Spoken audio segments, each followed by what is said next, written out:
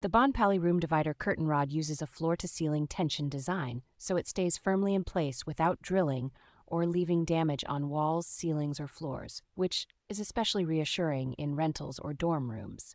Its adjustable range covers roughly 4 to 10 feet in height and about 28 to 114 inches in width, making it flexible enough to carve out privacy in everything from studio apartments to awkward corners. The heavy-duty stainless metal construction and roughly 1-inch diameter crossbar give it an impressive weight capacity for real curtains, including dense blackout panels without noticeable sagging.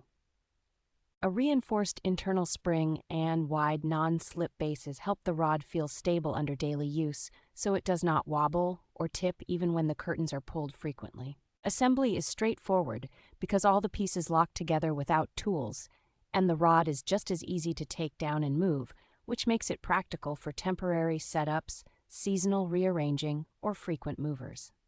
Because it can be set up in a straight line or as an L-shaped corner, it works well for creating a small office nook, hiding storage, dividing a shared bedroom, or adding privacy in open-plan living spaces.